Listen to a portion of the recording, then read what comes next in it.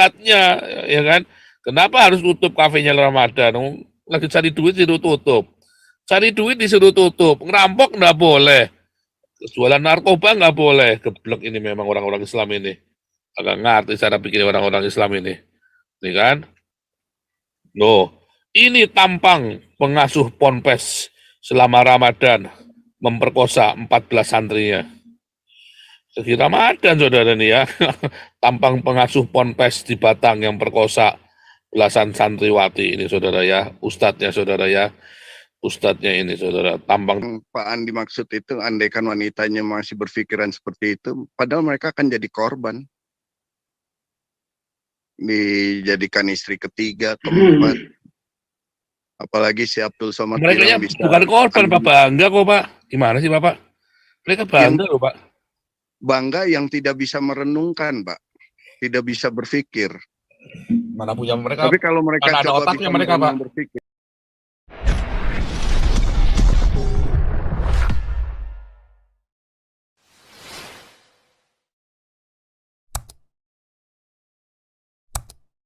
Ya kan?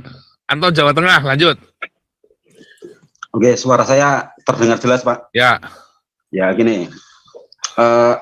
Saya kan suka, ini saya punya pertanyaan kritis, satu pertanyaan kepada Pak Paul minta dijawab yang memuaskan. Ini sebelumnya Wah, yang bisa memuaskan itu yang di Alexis itu.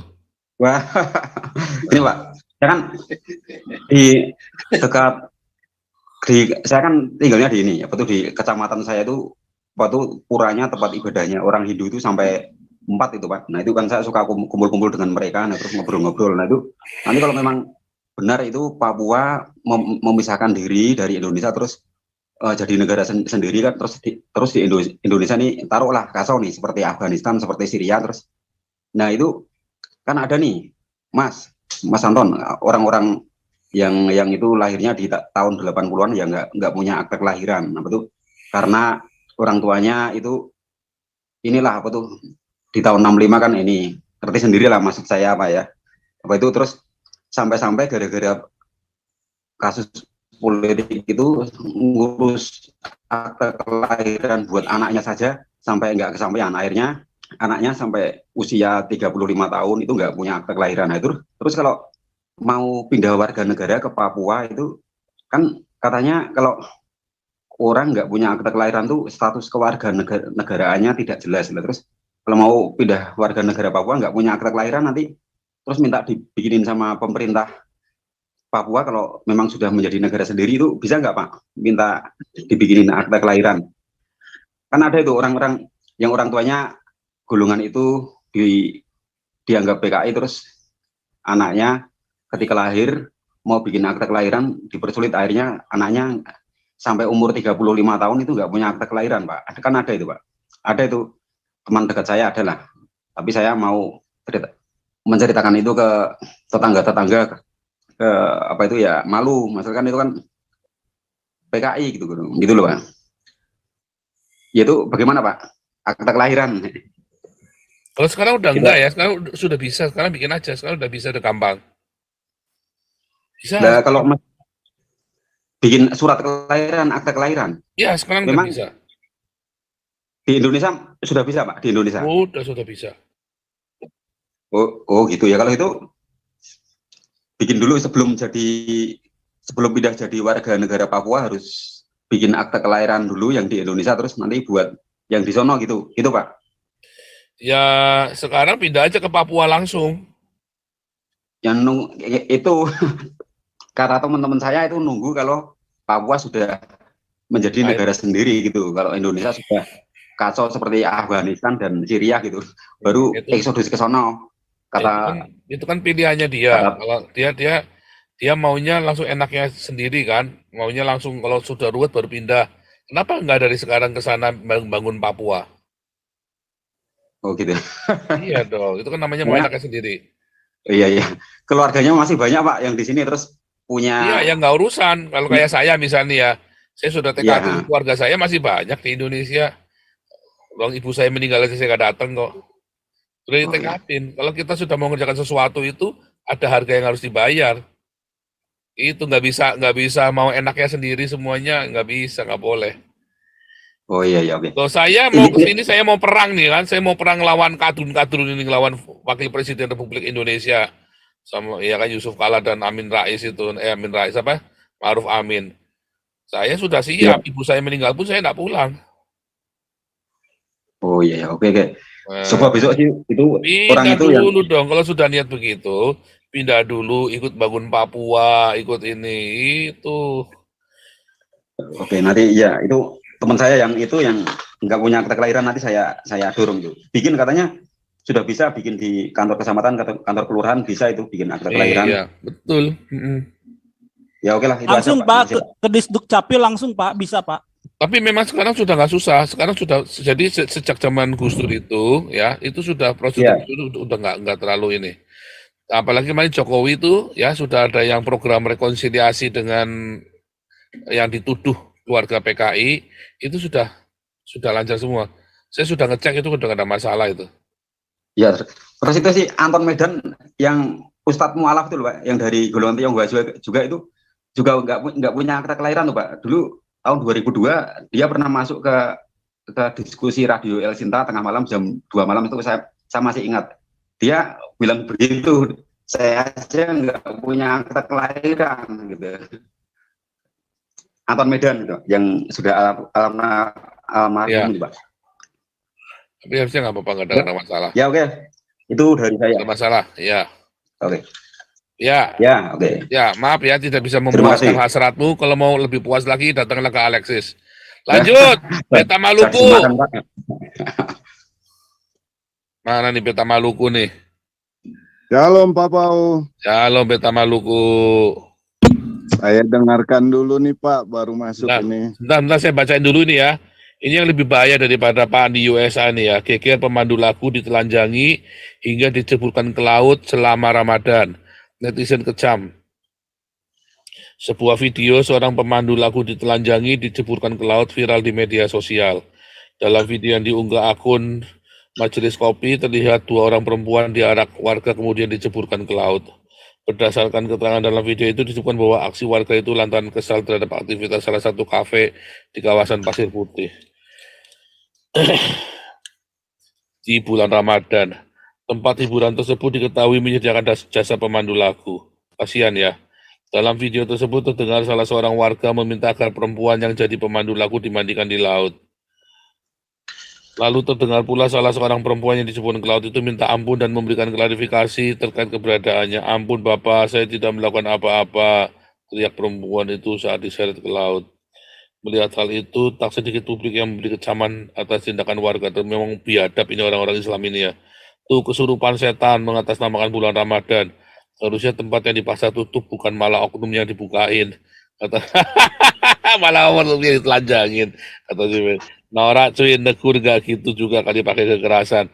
Ntar dilaporin kekerasan terhadap perempuan, nangis. Oh bukan, kriminalisasi terhadap umat Islam nanti ngomongnya kan. Bukan nangis, oh dikriminalisasi terhadap umat Islam. Yang ditindak jangan pemandu karaoke-nya, pengelola kafenya.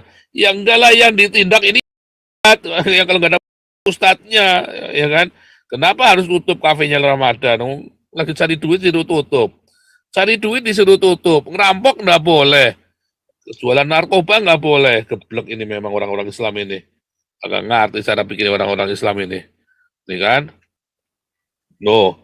Ini tampang pengasuh ponpes selama Ramadan memperkosa 14 santrinya. Segi Ramadan saudara nih ya, tampang pengasuh ponpes di Batang yang perkosa belasan santriwati ini saudara ya, ustadznya saudara ya, ustadznya ini saudara, tampang oke ya. Untuk orang Islamnya sendiri Pak, melihat kejadian-kejadian itu mereka harus bertanya, apakah ini pengajaran Islam? Iya emang, mereka nggak bertanya-tanya, emang iya. Kan ada yang bilang itu bukan Islam. Ini Islam. Mereka mengakui ini Islam, ini pemerintahnya togut, makanya ditangkap. Kalau pemerintahnya nggak togut, ini halal karena sudah bersyahadat. Ini itu ya, ada berita lain. Jadi gini cara modusnya si ustadznya ini. Santrinya dipanggil, dijajanin, dikasih apa gitu kan. Terus berdua ngomong mau dikasih karohmah. Terus ayo bersyahadat sama-sama. Habis bersyahadat diolala bebe, begitu loh. Jadi halal. Nah kalau dia sampai ditangkap maka pemerintahnya togut.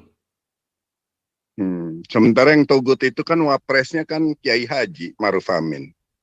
Ya kan wapresnya kan yang bukan ngambil keputusan Jokowi. Jokowi itu togut maksudnya. Kapolrinya togut, pemerintahnya togut. Jangan Gitu. diam dong pemerintah dong kalau digituin. Ya Sikap makanya kan harus dong. diganti, pemerintahnya kan harus diganti. Jadi si orang Arab itu kan, si orang Yaman itu kan, Mm-mm. kan sudah jelas, itu kan sudah jelas. Nggak usah ditanyain yang begituan ya kan, udah jelas itu kan. Maunya mereka memang begitu. Tapi dengan Makanya kudu merdeka perilaku kalian mereka itu, Pak. makanya harus merdeka. Iya, di lain sisi dengan perilaku yang mengaku Islam itu kan kriminal semua.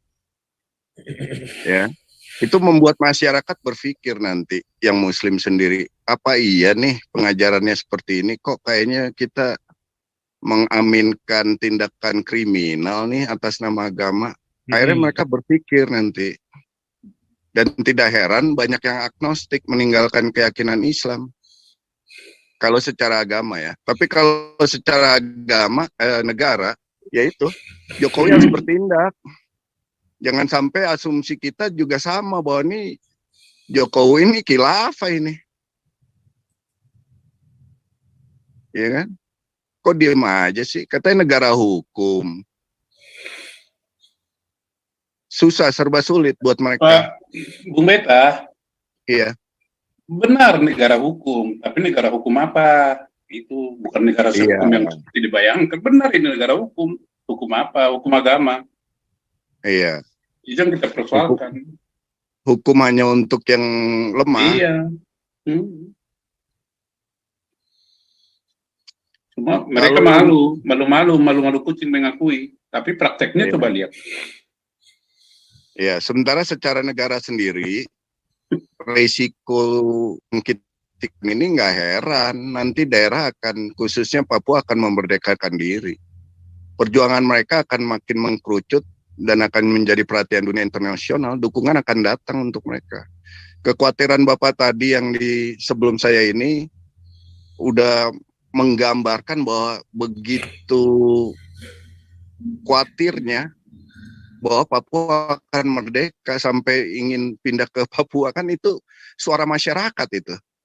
Ini kalau dikatakan sebagai perwakilan, ini bisa mewakili satu orang, ini bisa mewakilkan jutaan orang yang berpikiran sama di dalam masyarakat Indonesia saat ini. Jadi nggak heran nanti kalau betul-betul terjadi letupan, orang akan simpati ke Papua. Ya udahlah, biarkanlah Papua lepas aja daripada Indonesia, daripada jadi negara Islam. Tapi Pak Beta sedikit ya. Tapi kayak kita ini ngomong sama orang mabok, lu tuh jalannya mbok kenceng gitu. Orang maboknya bilang sama kita, enggak, gua ini yang kenceng jalannya, lu yang belok-belok, lu yang mabok. Ya itu kan situasinya begitu. Mereka nggak sadar kalau ajaran mereka itu sesat. Ya repot ngomong sama orang begitu, kan? Yang tampil di atas begitu Pak, yang mabok ini. Tapi kalau masyarakat yang bisa merenung, ya kan ini kan fakta semua. Dengan kondisi contoh ya, Syria, Afghanistan, itu kan negara-negara yang ingin maju dengan keyakinan agamanya. Tapi faktanya terjadi apa? Kehancuran kan? Nah, tinggal masyarakat Indonesia yang bisa merenung, memikirkan dengan data, oh iya ya, something wrong nih.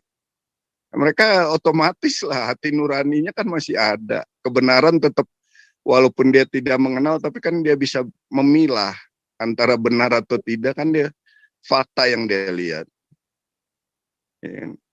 Ya, kalau yang udah di brainstorming sampai kayak dari kecilnya udah masuk sekolah apa itu namanya, mereka punya pesantren, dijejelin terus. Tapi begitu mereka dikasih break time untuk berpikir, memperhatikan fakta, mereka juga mikir, Pak, oh iya salah nih kayak ini. Ya pastilah, tinggal gaungnya aja yang udah melihat kebenaran nih, berani nggak menyatakan kebenaran terus. Kayak Bapak tadi bilang yang di luar negeri pulang, ngapain pulang? Emangnya bego? Ibaratnya suruh Pak Paul sang pulang. Ya kan, kalau saya nggak ada masalah. Kayak model Pak Saifuddin, Pak Paul pulang, emangnya enak aja main di kerangkeng. Mendingan di sini dong efektif. Dan masyarakat butuh suara-suara kita yang objektif ini dengan fakta. Semua udah kusut lah, Indonesia udah memang tinggal tunggu waktu kalau seperti ini terus. Tinggal tunggu waktu. Ya tapi Pak Beta, apa yang digambarkan mereka itu hidup di Afghanistan, di Syria itu enak. Semua perempuan pakai hijab, pakai apa tuh namanya burqa.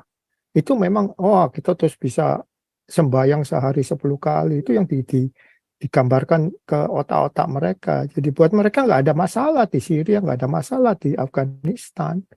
Itu semua demi ketuhanan. Asalahu wa Allah wa hali wasalam whatever itu. Jadi pandangan mereka lain sama pandangan kita yang normal. Pandangan mereka Ya. itu pakai burqa itu atau sesuatu ke ini keharusan. Ya kan? Terutama Repot. untuk mereka yang pria ya. Tapi kalau yang wanita di Afghanistan kan dipecut, udah diperkosa, malah dia juga yang dihukum. Ya kalau yang udah Udah di sono. Tapi kalau yang di Indonesia kan pandangan mereka kan hidup di sana itu pakai burqa itu sesuatu yang indah, mengabdi kepada Allah Subhanahu wa Ta'ala. Ya itu loh problemnya. Ya Jadi keyakinan sih, bicara iya, keyakinan, tapi lihat lagi faktanya nanti. iya, menurut mereka hidup mereka indah, biarpun rumah-rumah mereka dari lumpur. Di Afghanistan mana ada rumah tembok, rumah kayu, gak ada rumah lumpur. Itu menurut mereka indah, ya repot. Thank you. Iya. Yang kasihan juga sih wanita-wanita yang Pak Andi maksud itu, andaikan wanitanya masih berpikiran seperti itu, padahal mereka akan jadi korban. Dijadikan istri ketiga, keempat. Apalagi si Abdul Somad Mereka bilang bisa bukan korban, Pak, bangga kok, Pak. Gimana sih, Bapak? Mereka bangga loh, Pak.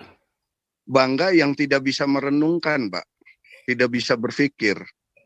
Mana punya mereka? Tapi kalau mereka Mana ada coba otaknya bisa mereka, merenung Pak? berpikir. Enggak, Iya. Pak Beta ya, kalau waktu saya ke UAE itu perempuannya itu cantik-cantik loh, Pak. Yang nggak pakai burqa itu cantik-cantik loh mereka, matanya biru. Waduh, beautiful people. Tapi ya, aduh, repot deh. Susah kalau keyakinan, Pak. Ada Ano. dasarnya itu. Ya dari kecil di madrasah, pesantren, terus gimana coba? Yang ini Pak apa namanya Dr. Agung bilang the 7 wonder years. 7 tahun pertama itu loh wonder years. Itu yang udah kalau 7 tahun pertama dalam bayi ya anak ini udah di-destroy, ya udah destroy selamanya, repot. Itu yang Pak Agung yang bilang ya, itu dokter bukan saya yang ngomong. Ya itu. Iya. Ya semoga yang di Indonesia yang masih mau berpikir gunakan otak lah. Renungkan lah, lihat fakta lah. Mau jadi kayak Syria ya silakan deh, tapi jangan bawa Indonesia jadi Syria.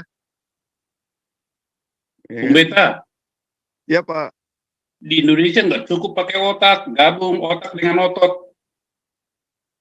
Ya kan mereka merasa punya masa, Pak. Harus dua-duanya.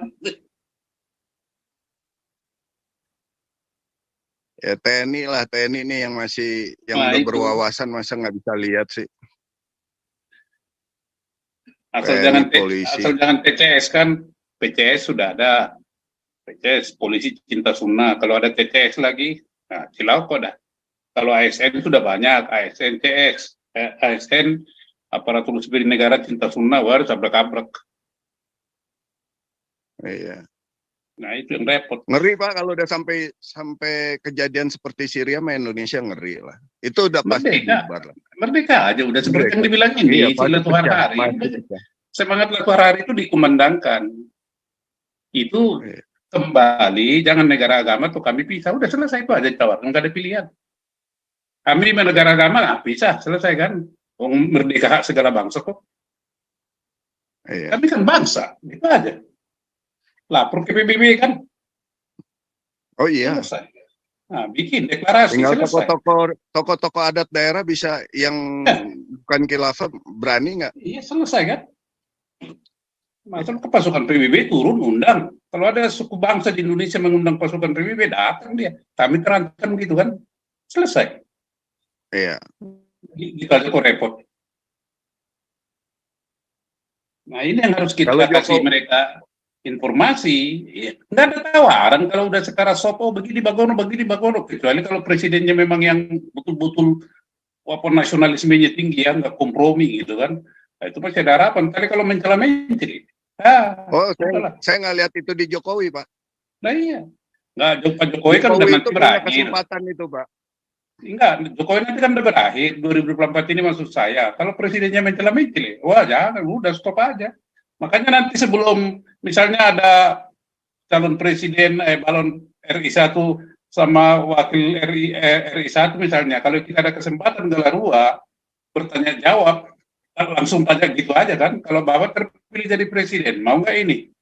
Oh mau, ya. Tapi kalau kenyataannya tidak, kami merdeka kalau ya tanda tangan. Nah, berani kan tanda tangan aja, disaksikan gini gitu. Jadi kalau nanti mereka bertanya itu jangan hanya profesor, doktor, ya kita ini juga rakyat jelata ini yang nanya kan hak kita itu. Kalau profesor doktor ini kan udah kaya semua ini. Ya, dia takut kehilangan duit, takut kehilangan jabatan. Kalau kita mana ada urusan dengan itu kan? Orang ini kan takut karena banyak harta, Pak. Si Brewo itu dorong si Siabule itu jadi calon presiden karena apa? Karena takut hartanya habis kan. Untuk mengamankan hartanya bila perlu ditambah kan. Sama aja dengan si Jangkrik. Mungkin juga karena untuk utangnya, Pak. Utangnya. Jadi kalau kita di rakyat jelata ini, Pak, nanti tulus lah. Penting merdeka, sejahtera gitu kan. Bisa kita balonti, bisa menarik seperti orang Papua. Merdeka namanya merdeka. Jadi gitu, kalau saya sih simpel aja. Ya. Ya atau tidak, gitu aja, selesai. Pakai sistem latuhar hari, nggak banyak cincong. Hapus 7 kata atau kami tidak mau bergabung, selesai. Ya. Tapi kan di tahun 59 Soekarno berubah diam-diam kan pelan-pelan. Latuhar hari mungkin sudah meninggal atau sudah tua, nggak tahu lagi dia. Nah, dirubahnya di dekret 5 Juli dan dekret presiden itu. Dinyatakan lagi di situ, itu yang mereka pakai sampai sekarang, Pak. Jadi kalau Bapak bilang pisahkan itu diuji dulu tuh dekret presiden 5 Juli itu sah atau tidak sah secara hukum, mengikat enggak itu. Nah itu yang harus kita lakukan dulu dalam waktu dekat kan, minta pendapat hukum dari Mahkamah Agung, Mahkamah Konstitusi, dari Kemenkumham, sah atau mengikat enggak ini dekret ini. Kalau dibilang mengikat ya sudah selesai, nggak usah tunggu pemilu. Kalau udah dibilang sah gimana? Nggak usah tunggu pemilu, goodbye sayonara gitu aja kan. Apain capek-capek? Kalianlah di situ berpemilu, kalau kami siaplah mengurus diri sendiri, gitu aja Pak. Jadi capek kita itu mikirin itu, apapun caranya sudahlah, teori ini, teori hantu belah pun gak ada yang masuk itu. Karena mereka kan pedomannya itu. Coba, saya mau tanya, apakah di Indonesia bisa presiden di luar agama mereka? Nggak bisa, karena itu memang ada aturan dari agama mereka. Berarti kan Indonesia ini negara agama. Agama apa? Jadi jangan dibilang bukan negara agama, bukan negara sekuler, bukan negara, dua-duanya. Oh, jadi pura-pura dibilang negara Pancasila, mana buktinya? Itu kan retorika. Ya atau tidak, itu aja selesai kok. Itu Pak. Mas Santiamar, Ya. Mas Santiamar, kalau misalkan nanti pemilu si calon presidennya ternyata dari semua pilihan mengarah ke khilafah semua, gimana Pak? Apakah ada tindakan apa yang bisa dilakukan, Pak? Lah makanya sebelum itu terjadi kan misalnya ada kampanye presiden RI 1 dan calon RI 1 dan RI 2. Kan ada dikasih kesempatan bertanya. Kalau ini kan biasanya di depan para pakar lah bertanya begini seperti dari UGM dari ini.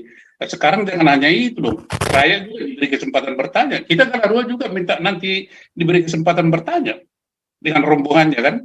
Kita kan bertanya sederhana aja. Suruh tanda tangan situ, udah selesai. Bapak kalau terpilih jadi presiden, menerapkan hukum agama atau enggak mengelola negara ini? Itu aja, satu aja pertanyaannya. Oh tidak kan tanda tangan? Kalau Bapak ingkar janji kami merdeka, pakai sistem 2 hari, selesai. Tidak usah panjang lebar tanya ini soal hukum lah, soal HAM lah, soal pembangunan lah, ekonomi makro, mikro. Aduh, tapi itu omong kosong semua itu. Pertahanan lah, inilah, hantu belau lah. Nah, sekarang nggak cocok lagi gitu. Bikin apa namanya itu? Kalau nama orang itu antagonis. Jadi bukan paradoks. Sekarang ini kan tesisnya sudah begini. Kita bikin antitesis. Apakah itu sah? Sah. Hanya cara penyampaian sah. Rakyat minta janji, bukan hanya kita dia ngomong begini begitu kita diming-iming. Kalau saya udah cerita lama itu retorika. Bapak kalau terpilih menjadi presiden dan wakil presiden, Bapak mau menerapkan menjalankan konstitusi secara konstitusional atau enggak? Tapi kalau Bapak menerapkan hukum agama, kami bisa. Kami itu siapa? Sebut aja. Ini gitu kan. Tapi sebelumnya kita sudah berhubungan dengan mereka. Selesai. Kita udah begitu, kirim surat ke PBB. Kalau ada apa-apa minta perlindungan, kirim pasukan PBB. Selesai.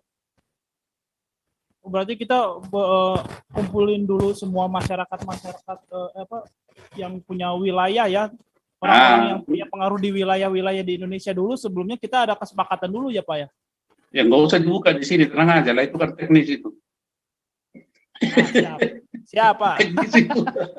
Jangan buka. Ada kesempatan Jokowi lagi nih Pak Ya. Pak Santiamer. Ada kesempatan Jokowi dalam sisa waktu yang kurang 1 tahun lah ya, sampai 2024 ini. Dia bukan hanya membubarkan HTI Pak. Dia harus tangkap pentolan HTI ini semua. Ya. Tangkap pentolan HTI, bubarkan PKS. Udah daripada nanti jadi benar-benar matang. Jadi kewenangan membubarkan partai yang tidak berasaskan Pancasila itu ada di tangan pemerintah. Maka kita sekarang perkarakan pemerintah. Kenapa kewenangan itu tidak digunakan? Kita perkarakan dong. Ya. Bisa. Ada kewenangan itu nggak digunakan. Malah merusak bangsa dan negara ini. Kita perkarakan pemerintah. Diadukan itu presiden ke pengadilan kan. Kewenangannya kok itu. Kenapa didiamkan selama ini? Dengan segala hormat kita kan kepada presiden, ini ada kewenangan, kok nggak digunakan, ada di situ, ya gunakanlah. Nah, kita rakyat nuntut, kenapa? Pengadilan, bukan kita mau cari nama atau apa, kita memberi dukungan ke pemerintah, jangan ragu-ragu bertindak kalau sesuai dengan hukum, gitu. Dulu Pak, enak ini, gitu aja. Kalau saya sih enak aja. Masa PBB nggak bela suku bangsa yang di genosida Pak, di genosid. Nah, jadi Pak Owen tenang aja Pak Owen, nanti kita satu wilayah Pak. Bung Beta pulang itu,